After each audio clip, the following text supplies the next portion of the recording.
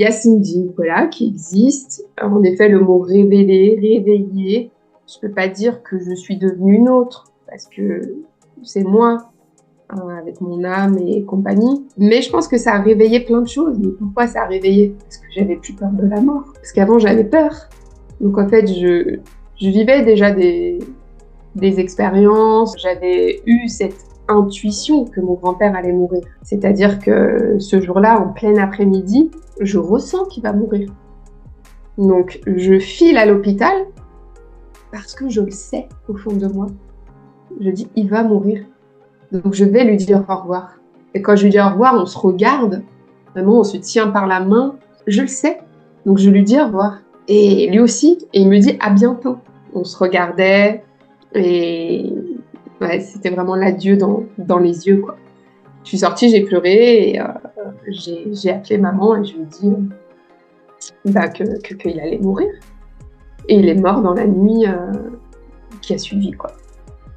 Dans la nuit qui a suivi. Donc j'avais, tu vois, c'est intuition, des rêves prémonitoires, mais je me disais que c'était le fruit du hasard.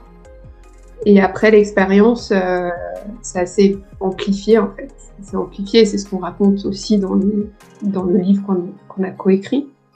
Tout ce qui m'est arrivé, des rêves prémonitoires, des signes. Depuis, je note tout. Depuis 2017, j'ai plein de carnets et je note les rêves que je fais, mes intuitions. Et ce qui est assez curieux, et j'en reviens à ce que m'a dit ma grand-mère sur le fait de cette notion de temps, en fait. Sur Terre, on a envie, quand tu fais un rêve, que tu le ressens si fort, tu te dis « Ah, il est extrêmement puissant ce rêve, il va se passer en fait ». Mais tu vois que ça fait 1 an, 2 ans. Et tu te dis, bon. Et finalement, ouais, j'ai des rêves qui se sont réalisés 3 ans après. Et je me dis qu'il n'y a pas de notion de temps, en fait. Et je peux pas me fier à mes rêves au niveau de la temporalité parce que je sais pas. Donc j'ai mes carnets, j'ai mes téléphones avec mes notes. Des fois, je dis, ah, tiens, je coche. Donc il y a des choses surprenantes, il y a des choses très tristes. Voilà, il y a des choses aussi personnelles, familiales.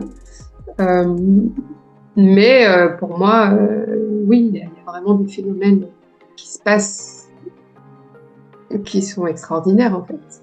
On a vraiment accès à autre chose. En tout cas, dans mon cas, la nuit, j'ai vraiment accès à une autre dimension.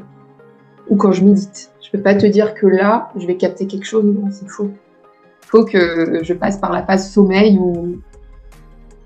ou méditation.